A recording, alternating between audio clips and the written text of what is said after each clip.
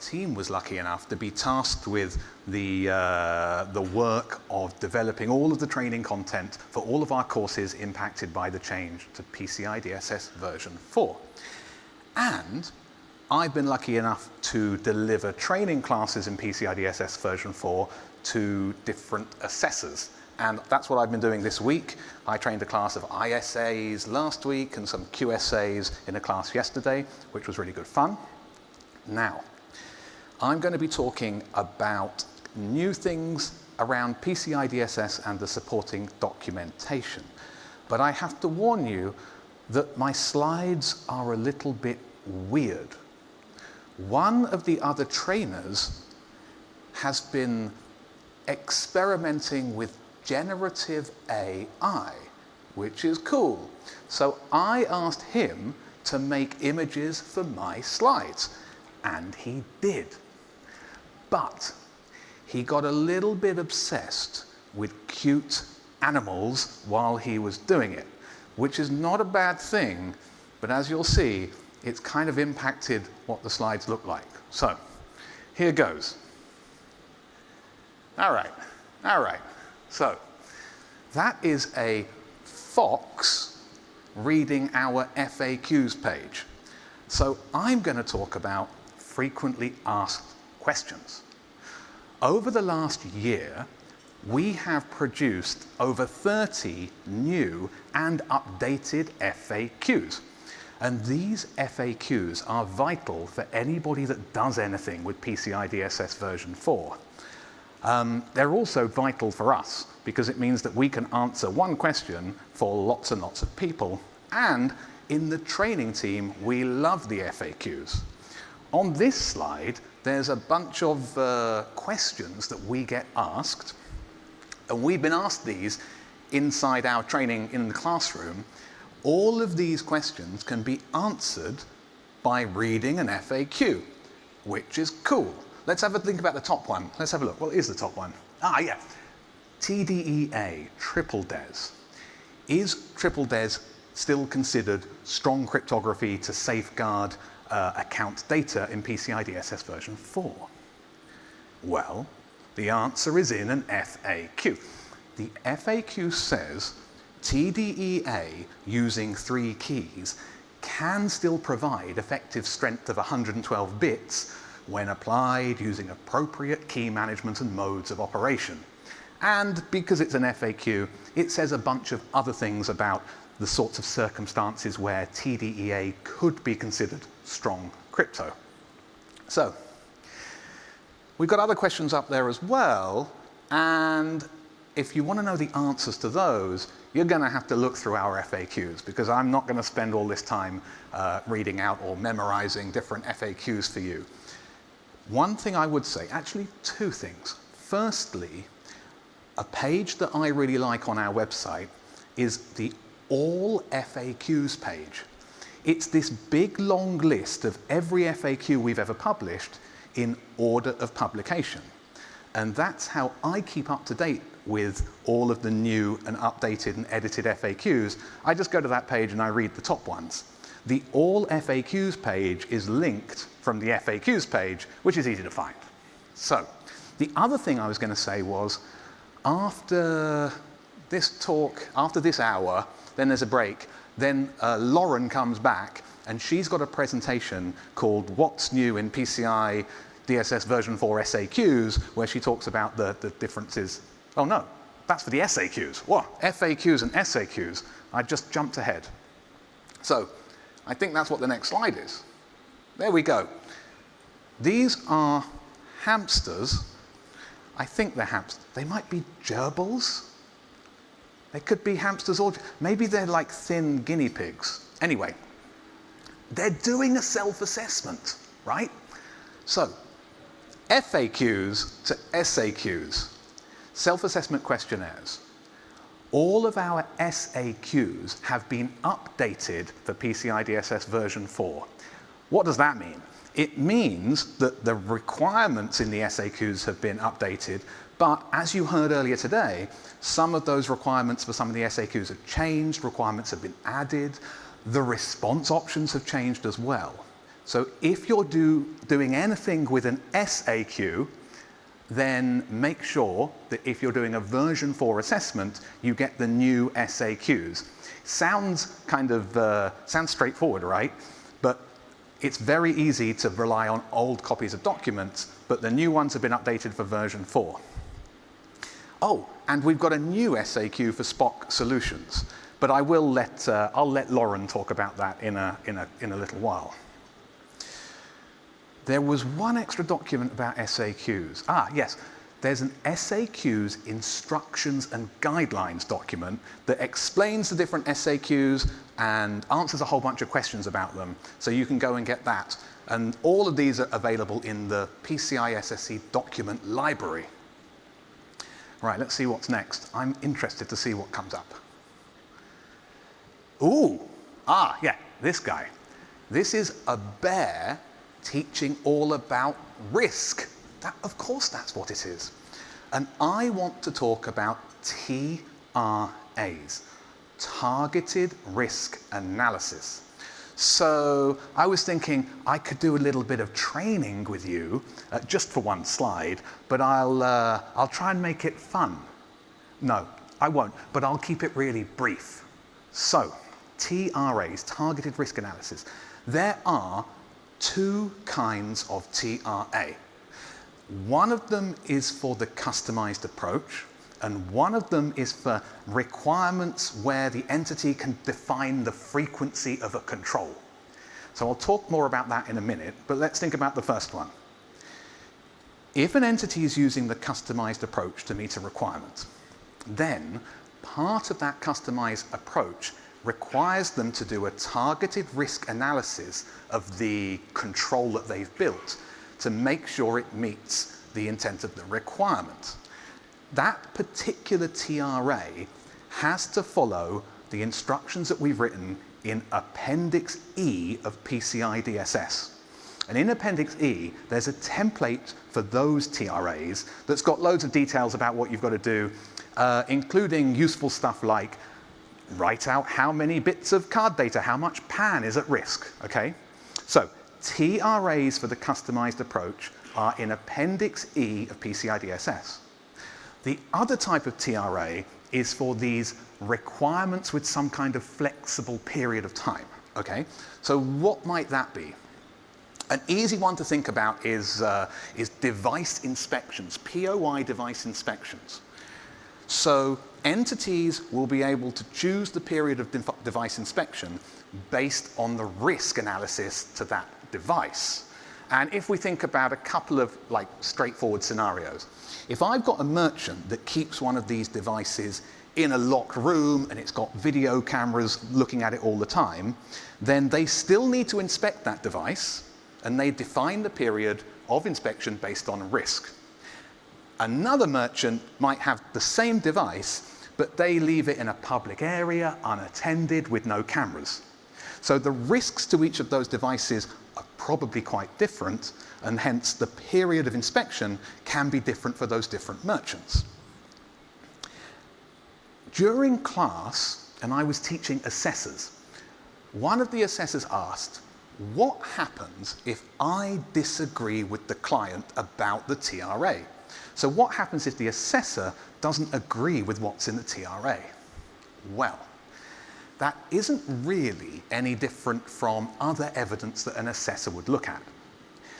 It's the assessor's role to look at evidence and make a determination on whether a requirement is in place or not. So, if an assessor is reading through TRA documentation and they determine, in their professional opinion, that the requirement has not been met, then they will mark that requirement as not in place in the report on compliance. So what is that? Two types of TRA. There's something else on the slide up there. Last bullet point, what is it? Oh, yes. So we removed, used to be a general organization-wide risk assessment required in requirement 12, and that is now gone. All of the risks get analyzed in TRAs now for PCI DSS. But the TRAs are new. If it were up to me, if I were an entity being assessed, then I would make sure and share these new TRAs with my assessor long before my assessment began. I don't want to get a surprise during the assessment that the assessor looks at my TRA documentation and doesn't agree with me, okay? Okay, what's next? That's the same slide. I was pushing the wrong button. There's multiple buttons on here. Let's push this one. Aha! Oh, yes. These, I think, I'm not really sure, I think they're prairie dogs. And they're working together to create a complex password. Trust me, that's what they're doing. And I know what you're thinking. You're thinking you should not share passwords. And you're right, but it's okay. They don't have access to a CDE. They are very interested in our password rules, though. Perhaps that's because they've changed. One of the questions that I've had in class is, why did we change the password rules the way we did? And do we plan on aligning them with other industry standards? And it's an interesting question. What we do at the council, right, when we make new stuff and we make changes, is we consider a range of information from top industry sources. We always listen to the community as well, of course. And our goal is to protect the payments ecosystem. So it kind of makes sense that our requirements and standards could be different from other industry standards, because we are catering them for merchants and service providers, and specifically to protect account data. So I was thinking, I've already talked about the customized approach, but I'll probably mention it again, because the customized approach does give some flexibility. The defined approach lays out password specifics that are easy to follow, or at least easy to understand. For example, if I've got a system, if I'm doing the defined approach, and I've got a system that supports 12-character passwords, then that's the minimum. But we've got the customized approach now. So if an organization wants to stop brute force attacks using a captcha on a web page, or maybe offline attacks with PBKDF2 and 20,000 rounds of SHA-256, or if they want to do passwordless or zero trust environments, then they can do that using the customized approach. So we've got a lot of flexibility in there as well. Now, here is a question that I've been thinking about. Do we still need to change our passwords every 90 days? Well, the answer is on the next slide, or at least something is on the next slide. What is it? Oh, it is a tiger using a laptop, and I think the laptop's got like a biometric pore scanner, and then it uses a one-time password as a second factor. So this is multi-factor authentication. But back to the question of, do we need to change our passwords every 90 days? Well, if you were thinking yes, you are right, because if you have a user account that uses a password as its only authentication factor, then that password has to change every 90 days. But if you've got multi-factor authentication and one of the factors in the MFA system is a password, that one doesn't have to change every 90 days. So it depends. Yes, sometimes, no, sometimes for the 90-day change. And I was thinking this. If I've got an organization and they only use MFA everywhere, then there would be no passwords as the single factor, and so the 90-day rule wouldn't apply. So maybe 8.3.9 wouldn't apply to that organization. Anyway, in the future, once those future dated requirements kick in, organizations are going to need MFA in lots of places. You're going to need MFA for every connection into the CDE, and then any connection remotely will need MFA if it could impact the security of the CDE. But there's still room for these single factor accounts, because I might have a supporting system that's not in my CDE but still in scope, like a patch server or an anti-malware server. I could have an account to log into one of those that only used a password, and then that password would change every 90 days. Phew. So, what I asked for was a picture that showed an accurate representation of one of our classes. And this is what I got. At least they're looking happy, I guess. In summary, what have we got? New FAQs and new and updated SAQs. Then I talked about TRAs, but I didn't say the new thing, because we've got some guidance for the targeted risk analysis that's coming out very soon. It's already been written, it just hasn't been published. A lot of the things that we do here at the Council are based on feedback from the industry and discussions, and a lot of the stuff we do in training and when we change our courses is based on information that we gather from our students. And when the Council produces answers to some of these questions that we receive, there's different places to look. The FAQs are always really useful, and that big long list of all FAQs is cool. Then we might write guidance documents that are available in our document library. Also, we might do blog posts, which sounds a bit like, but actually there's some good answers in our blog posts. And sometimes we do podcast things too. And in the podcasts, you can get some answers and discussions from people at the Council.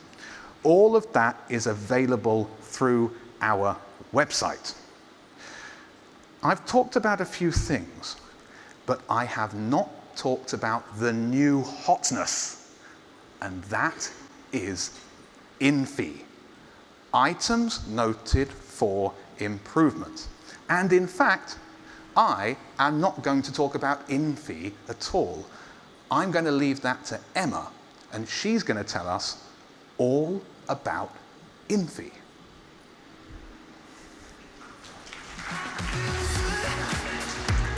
Big green button. The green button. Yeah. Thank you. Thank you, Tom, and hello again, everyone. As Tom mentioned, I'm now going to walk through a new tool that we have, which we call INFI, or INFI, which both stand for Items Noted for Improvement. And this is something that we've provided that's intended to help organizations to identify and document areas that they should be aware of to help them maintain their security as a continuous process with PCI DSS version 4. Now, Items Noted for Improvement, or INFI, I'm probably going to call it INFI and INFI interchangeably, but it's the same thing. Items Noted for Improvement. It's intended for internal use between an assessor and the organization that they're assessing. And it's used when the organization has had to implement some corrective actions in order to complete a fully in place requirement. The assessor then has to verify that implementation during the assessment, and then that requirement can be determined whether or not it has been fully met and is in place or not.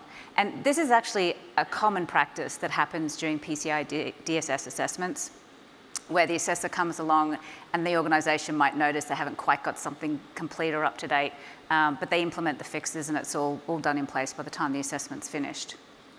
Now, some of the characteristics of INFI is that it's really intended to document where the entity has had to be reactive to a situation. They've had to address perhaps a minor lapse in their controls that would have occurred due to an unexpected or unforeseen or exceptional circumstance. And because they had to react to that little control failure, they then had to implement, additional controls to make sure that the cause of the control failure was addressed and that the requirement was in, or the controls were fully implemented to make sure that requirement was in place. And then again, the assessor had to assess and test that that was in place, and then they document that in the INFI worksheet. And this INFI worksheet is basically just part of the assessor's work papers, and it's also provided to the entity at the end of the assessment so the entity has a record of it. Now, I would like to really emphasize that INFI is not intended to support situations where the requirement is not in place, the organization has poor security practices, or they have significant or multiple control failures. And in those situations, if the assessor was going to mark those requirements as not in place, they would still do that. INFI is really there to support an in-place finding where the organisation had some minor issues or minor non-conformances that were then resolved and addressed, and everything was put back in place so that the controls were working properly. Now, since we published the INFI worksheet, we have had a lot of questions about whether INFI should be used instead of compensating controls that a lot of organisations already have in place. Now, compensating controls and INFI are two very different things. They're used to serve different purposes and support different needs. So I'm just going to walk through how they're different, just so that we can understand which different cases they support. Now, compensating controls have been around for a long time. They are intended to help organisations address the risk when that organisation has a technical constraint or a business constraint that prevents them from meeting a PCI DSS requirement as it's stated. Hopefully this is not new information for you. As I said, compensating controls have been around since the beginning of the standard. And the characteristics of compensating controls is that when you compare it to INFI, the compensating controls are actually proactive. They're used when the organisation knows that they have this legitimate technical or business constraint, and the organisation knows they need to implement some alternative or additional controls in order to address the risk of not being able to meet that requirement as stated. Now, compensating controls are documented by the organisation or the entity themselves, and then they're reviewed by the assessor as part of the assessment. Sometimes organisations may actually engage a QSA to their assessor to help them design a compensating control. And if that's the case, that's absolutely fine. The assessor can certainly come and do that. It just means when it comes to the assessment, a different assessor, individual, will need to assess it because any one assessor cannot assess their own work, basically. So that's just something to keep in mind if you're working with your assessor to help with your compensating controls. Now, some of the things to keep in mind with compensating controls is that they really are there to support a legitimate constraint. If a business does not want to meet a requirement because it's inconvenient, that is not considered a legitimate business or technical constraint. Poor planning by the organisation is also not a valid reason to use a compensating control, because remember, compensating controls are proactive, which means they cannot be applied retroactively to fix an issue that took place in the past. Compensating controls can also not be used with the customised approach. The customised approach is where the organisation is designing their own controls. So having a compensating control wouldn't make sense in that situation. But compensating controls can be used with all of the defined PCI DSS requirements. So just to look at an example now of how a compensating control scenario differs from an INFI scenario. I'm going to start with a kind of fun example. Let's say there's a requirement that is called the clean air requirement. Organisations require that their staff cycle to work on bicycles to and from work every day to help reduce air pollution. Now, in this example, the requirement would be met if the staff members consistently cycled to work every day they were working. They kept a log of their cycling habits in their travel diary. The assessor came along and could verify that the cycling was happening, so no problem there. The requirement is in place. Now, what happens if one day a staff member has a bike puncture? They can't cycle to work that day, so they have to find an alternative method. They might take the transit, they might share a car with somebody else, or they might drive themselves to work for a few days until they can get their bike fixed. Once the bike is fixed, they then start cycling again. Now, the organisation, to prevent this from happening in the future, provides a puncture repair kit to all of its staff to help ensure that if there is a puncture in the future, staff members can fix it and resume cycling to work per the policy and per the practice. So again, this just shows how it was an unforeseen circumstance that led to the lapse in that control or the failure to meet that requirement in that particular instance, how that lapse was effectively addressed, and controls were put in place to reduce the likelihood of it happening again. Now, an example of a compensating control might be where, let's say this organisation has staff in an area where they sometimes have not very nice weather, and it might be a bit difficult to cycle to work if there's like snow or lots of rain on the road or something like that. So the organisation plans ahead and they provide an eco-friendly coach or a shuttle bus that come around and pick up all the staff so that they can all get to work safely but still meeting their eco-friendly requirements. So this being part of the company's policy, again, is a proactive way that they can help meet that requirement if there's a restraint to the way it's worded. So this becomes their compensating control. Now, conversely, let's say staff members choose not to cycle to work. They instead choose to use their petrol-driven personal quad bikes. This is clearly not meeting the requirement. There's been no constraint that required them to use these quad bikes. No action has been taken to address it. This is an example of something that's not in place. Now, we also have situations where an organisation might not be able to meet a requirement because of a legal constraint. Now, sometimes those legal constraints, which is where there's a regulation or a law that might apply in a particular region or country or area, that the organisation cannot meet the requirement because of that, to the point where they don't even have the option of putting in a compensating control. The requirement just simply cannot be met because of a legal issue. Now, let's say, as an example of the clean air requirement, let's say there's a region where quad bikes are mandated. There's a law that says you must drive quad bikes to work. So in that case, the organisation would mark the requirement as not in place in their ROC or their SAQ, and then in their attestation of compliance, there's a special part of Section 3 where they can choose the option of compliant with legal exception and actually document what that legal issue was that prevented them from meeting the requirement, and they would not then need to fill out any compensating control worksheet or INFI worksheet in that case because the requirement hasn't been met at the end of the day, but it's understood that there's a legal reason why. So if we look at how this applies to a PCI DSS example now, there's one requirement in particular that seems to generate a lot of discussion and questions when it comes to has it been met properly, and that is requirement 11.3.2, which is its numbering in PCI DSS version 4, slightly different numbering in the previous version of the standard. And this is the external ASV scan requirement.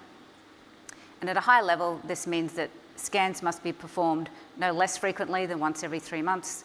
They must be performed by a PCI SSE approved ASV, an approved scanning vendor. The identified vulnerabilities that meet a certain threshold have to be addressed, and they have to be verified with rescans. Now, if you look at an example of where that requirement's been properly met, it means the organisation has robust scanning processes. These processes are consistently maintained. The scans are performed by an ASV. There's never more than 90 days between scans.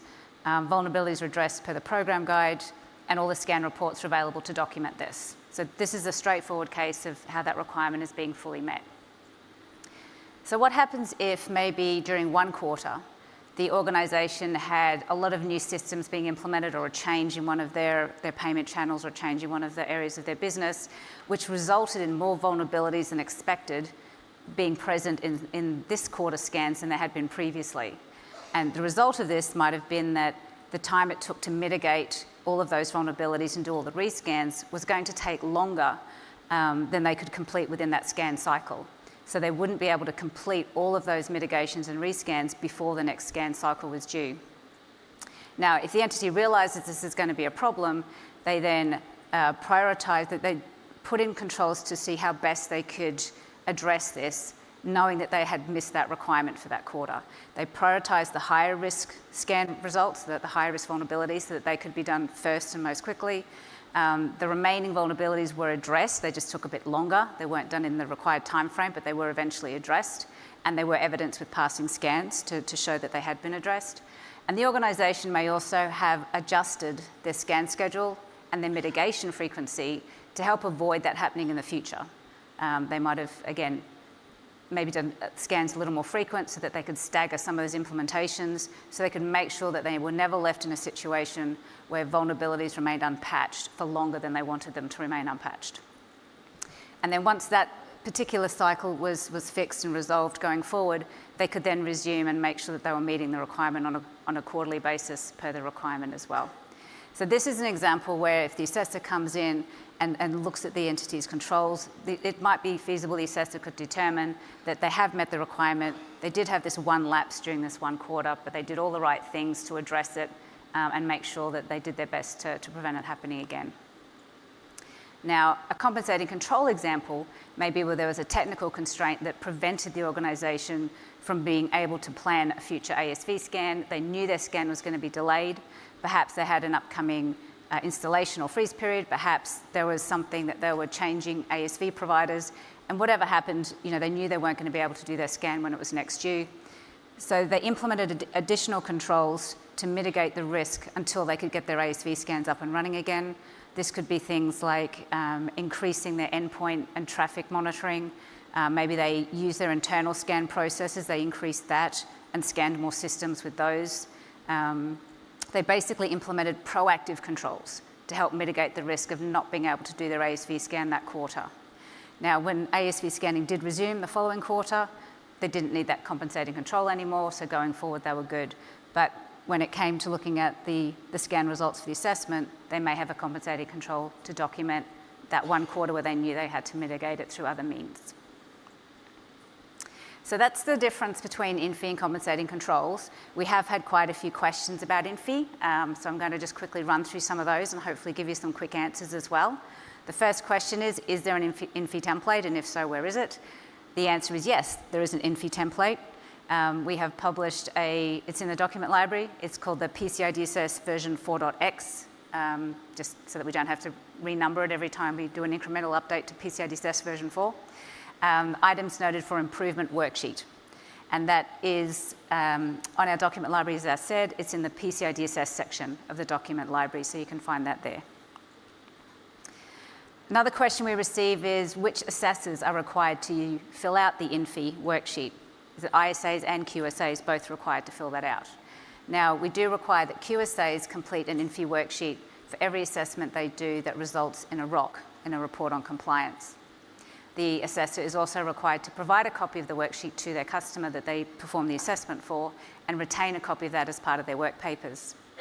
And even if during an assessment there are no INFIs identified, perhaps it was a very straightforward assessment, maybe a simple environment or a small environment, so there was not a lot of complexity, which is usually the cases where you would not find an item noted for improvement.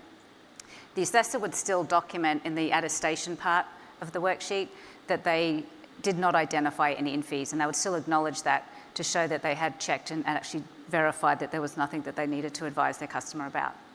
Now, when it comes to ISAs, we certainly encourage ISAs to use in-fee as a tool to help promote improving security as a continuous process, but it's not required that ISAs use the in-fee worksheet for their internal assessments. The third question that we get, we've had quite a lot since in-fee was released, was what types of assessments do I use in-fee for? Do I need to use it if I'm doing an SAQ, a self-assessment questionnaire? And in-fee we do not require that QSAs do an in-fee for assessments where they're helping an organisation with their self-assessment questionnaire. If the QSA is perhaps helping the organisation with some testing for their SAQ, it is expected that the QSA still performs the same level of due diligence and support for that organisation to help them identify if they do have any lapses or in their controls. So we certainly recommend in that situation they would use the in-fee, but it's not required that they use an in-fee for every SAQ engagement that they do. Another question is who has to sign the in-fee? The in-fee does come with a couple of signature panels there, and the QSA program guide does require that QSAs sign the in-fee once it's complete at the end of the assessment in order to provide that to their customers. There is no requirement at all for the entity to sign the in-fee, but they may choose to do so. They might like to sign it so that they can manage it as part of their internal tracking and security improvement, but there's no requirement for the organisation who's being assessed to sign the in-fee at all. Can you use the in-fee for version 3.2.1 assessments? You can. The in-fee worksheet was created for PCI DSS version 4, but if it's going to be helpful during a 3.2.1 assessment, then there's no reason why the organisation can't use it and fill it out or work with their assessor to fill it out. It may help them with their ongoing security practices, and it may help them document items that they need to focus on as part of their transition as well. So it's a tool that's available if you'd like to use it, but it's not required for assessments prior to version 4. And the last question is, where can I get some more information about in-fee? We do have some resources on our website. We have the worksheet itself. We also have a FAQ, frequently asked questions document, that contains a number of questions with detailed answers about in-fee. And we also have an additional guidance that walks through a sort of in-fee scenario and talks to the intent of what it can be used for. So that's basically all about in-fee. So to summarise that, Again, it's really intended to help organizations improve their security posture year on year as they're working towards better security as a continuous process.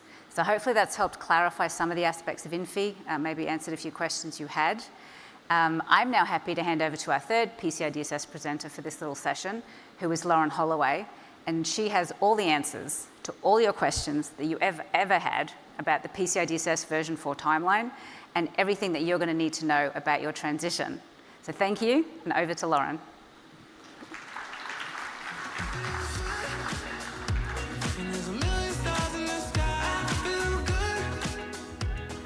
Thank you, Emma.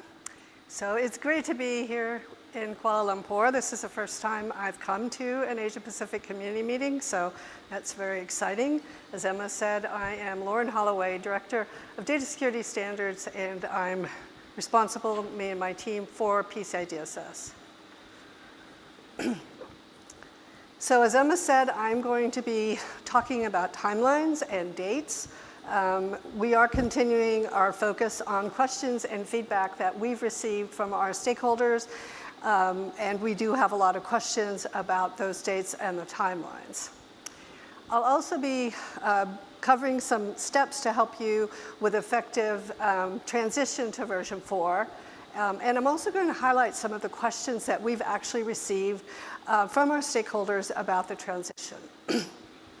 So let's start with the timeline. So we released PCI DSS version 4 in March of 2022, and our intention was to give people time to understand the changes, understand the new requirements, and to request budget as needed. So if any of you think you still have plenty of time, you really don't. We're now a year and a half later after the standard was introduced, and we're only about 5 months until version 3.2.1 retires. After version 3.2.1 retires, version 4 will be the only active version of PCI DSS.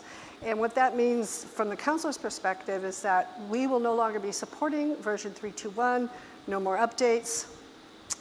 And also to point out, we're about 18 months away from the new version 4 requirements, which are currently best practices, becoming required for all version 4 assessments.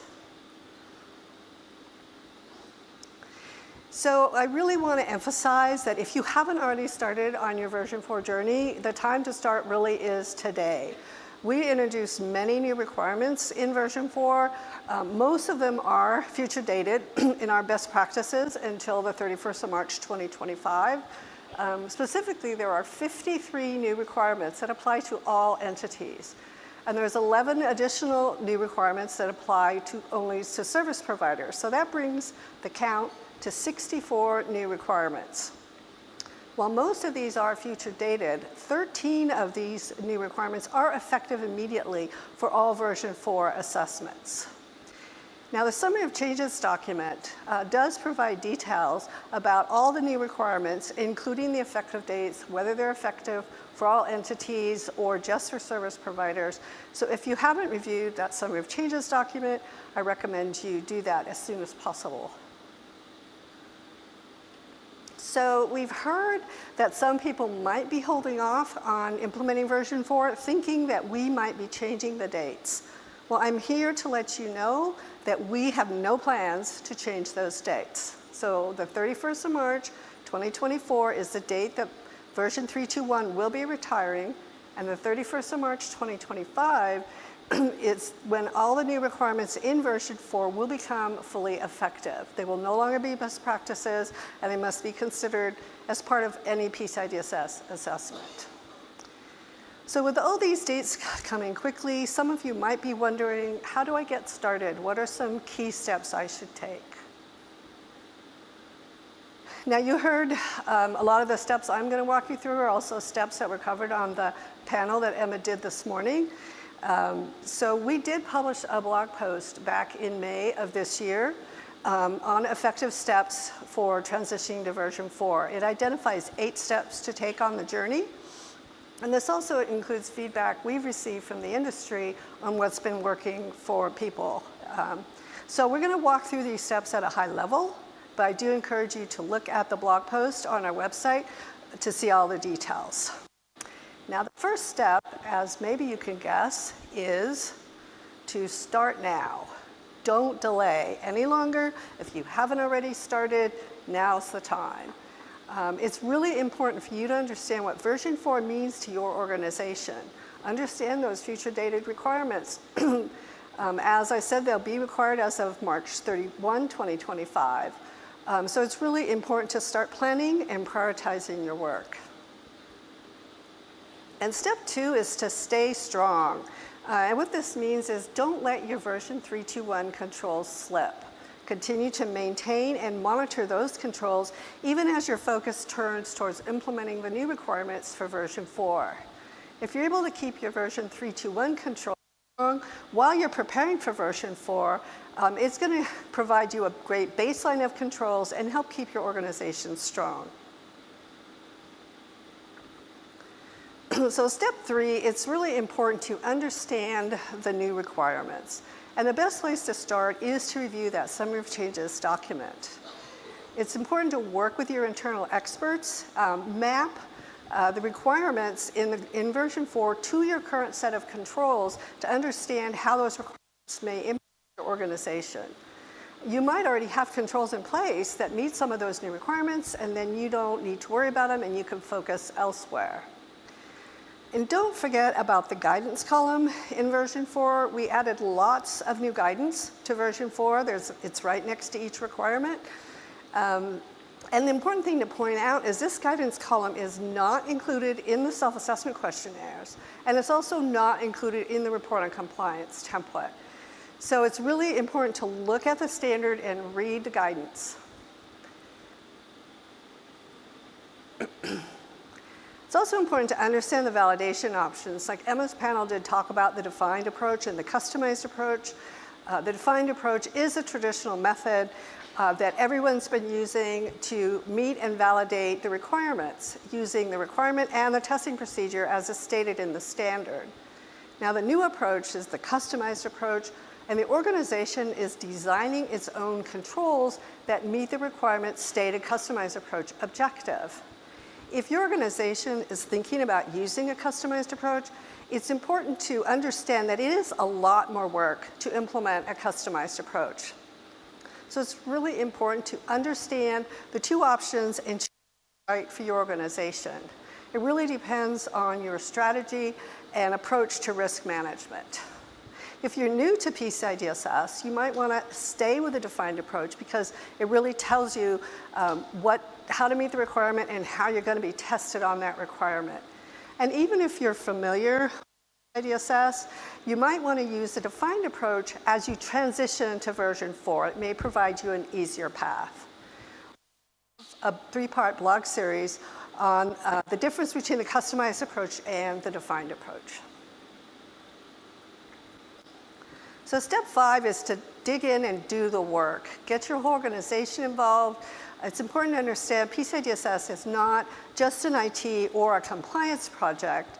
As the panel said this morning, you need to communicate what is your transition plan, make sure everybody knows their role, assign responsibilities for the various requirements, and keep accurate project plans that people can follow and understand what their responsibility is. Track progress, document everything, and establish policies and procedures that support ongoing and consistent implementation of security controls. Step 6 is to use trusted partners, also mentioned on Emma's panel this morning. Make sure your staff are trained on security and PCI DSS. They're a really critical partner to make sure they know what they're expected to do. You can take advantage of the PCI professional training and the internal security assessor training as well. Also important to identify any skill gaps your staff may have in relation to technologies you plan to implement so that they can be trained and know how to operate those technologies. Also, another important step is to partner with a trusted team, your QSAs. They can really help you understand PCI DSS requirements and what it means for your organization. You can also consider use of PCI validated technologies and solutions. These technologies and solutions have been tested and validated to our standards to meet those security requirements to protect payment data. We do maintain lists of all the QSAs as well as various products and solutions. For instance, point-to-point encryption solutions, payment software, and payment terminals are all listed.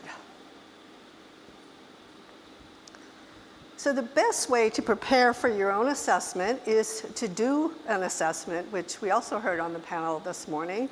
A gap assessment is a really good tool to help you understand your environment and the impact of those new requirements and changes. This will help you identify any missing controls that you might have and areas that you don't need to prioritize because you've already met that requirement. It's important also to conduct regular testing, including verifying that your scope is still accurately stated. You want to make sure all areas are covered. And if you do have internal security assessors on staff, they can help you with these gap assessments. And also keep your external assessment team in the loop, communicate with your QSAs, find out what they need, and make sure they have it when they start the assessment. And the last step is step 8, to prioritize security as a continuous process. PCI DSS has really been designed to support long-term continuous processes to maintain security controls and protect account data year-round. If your organization is able to maintain a focus on keeping those controls active year-round, you can avoid those recurring cycles of short-term compliance followed by security lapses and then hasty fixes that need to occur before your next assessment starts. It's also important to make sure your employees understand the importance of PCI DSS and their role in protecting payment data. Building security into your day-to-day business as usual practices and making them part of your organization's culture will help ensure that if there are any control failures, they're quickly detected, reported, and addressed, and this will help minimize your risk of security incidents and breaches. So let's answer some of the stakeholder questions that we've been receiving. These come into us through InfoAt and through our various stakeholder meetings. Many of these questions have resulted in new and updated frequently asked questions, and we do have several frequently asked questions specifically on the topic of transition. So first question, do the deadlines apply to the start or end date of an assessment? And we really want to clarify this point that PCI DSS version 3.2.1 retirement date should not impact your individual assessment date at all. Now, if an entity's assessment is happening when version 3.2.1 retires, we do have an FAQ to cover that. So FAQ 1563, what should an entity do if the version 3.2.1 assessment will not be complete prior to the standard's retirement date? So as I said, 31st of March 2024 is the date that version 3.2.1 will be retiring. Now this means from the council's perspective that we're no longer supporting that standard, we're not going to be updating it, and it will be archived. Now whether you can still use version 3.2.1 after this date is defined by the entity that accepts your compliance reports. We manage the standard and the supporting documents, but the compliance programs are not managed by us. So for this question, you really would need to talk to your compliance accepting entity, most likely your acquirer or the payment brands. So the next question we've been asked a few times, does retirement of version 3.2.1 mean that my assessment results are also invalid after the 31st of March 2024? We have an FAQ that covers this as well. Does an entity's assessment result expire when the standard is retired? And the answer is no. How long an entity's assessment is valid doesn't change if the standard that you were assessed against retires.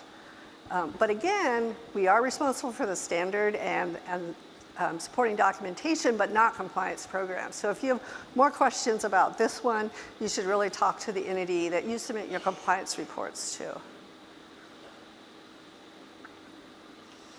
We've also heard these 2 dates are confusing. They sound similar, 31st of March 2024, 31st of March 2025. What does this really mean? Hopefully this presentation will really clear up any confusion. And for this one, let's take a look at the trustee timeline once again. So 31st of March 2024 is the date PCI DSS version 321 will be retired. And 31st of March 2025 is the date the new requirements in version 4 change into being actual requirements. So after the 31st of March 2025, all the new requirements as applicable to your assessment must be fully considered as part of that assessment. Now, we don't have an FAQ for this one because we explain it in other resources, such as our PCI DSS version 4 at a glance, some blog posts, and you can find these resources in our version 4 resource hub, which I'll tell you a bit more about in a minute. So this question is about SAQA merchants, and that's because SAQA includes an additional requirement. These merchants now need to conduct external vulnerability scans with an approved scanning vendor or ASV at least once every 3 months.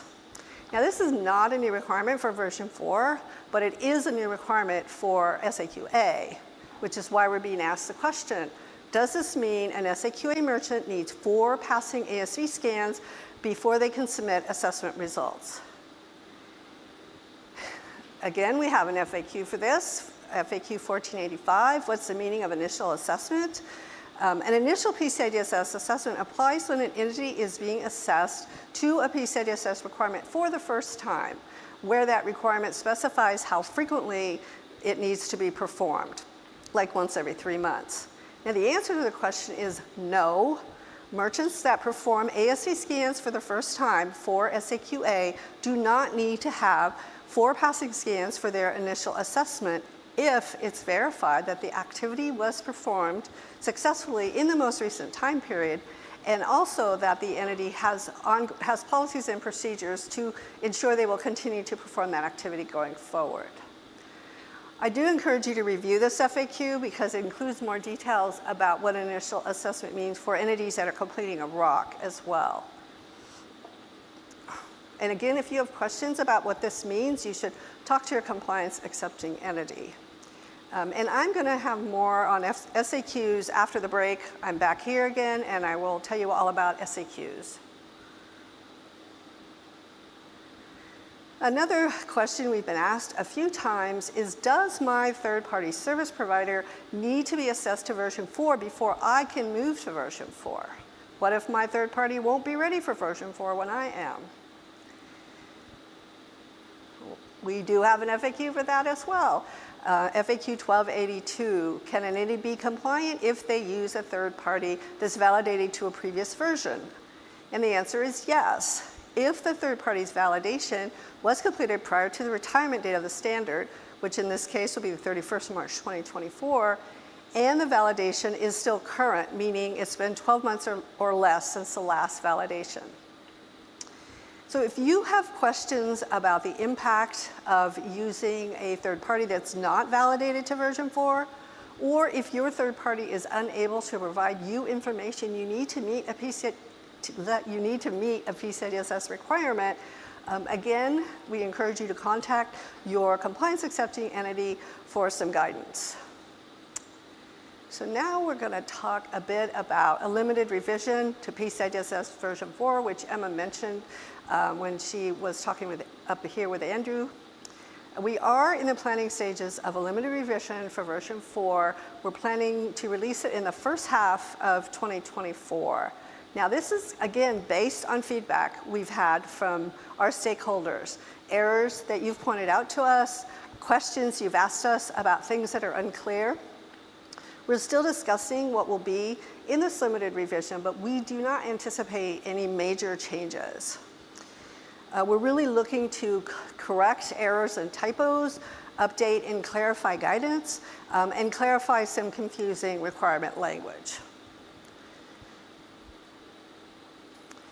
So last I want to point out the version 4 resource hub that we have. This is all our version 4 resources are held in this hub. If we have a new version 4 document or if we update one, we put it in this resource hub. Everything is there, including the blog posts I've talked about today, the PCI DSS itself, the summary of changes document, version 4 at a glance, the prioritized approach, all the SAQs, the ROC template, and all the AOCs, everything is in this resource hub. And this includes documents we just published in September, which is the SAQ instructions and guidelines document for version 4, and a new self-assessment questionnaire for merchants using software-based pin entry on COTS devices, or SAQ SPOC, as we like to call it. And again, more on SAQs after the break. So that's it. Thanks for your time today. I hope through these 3 sections we've been able to answer some of your questions and also communicate how important your feedback and questions are to us. So if you have additional questions, you can find any of us today and tomorrow, and we will do our best to answer your questions.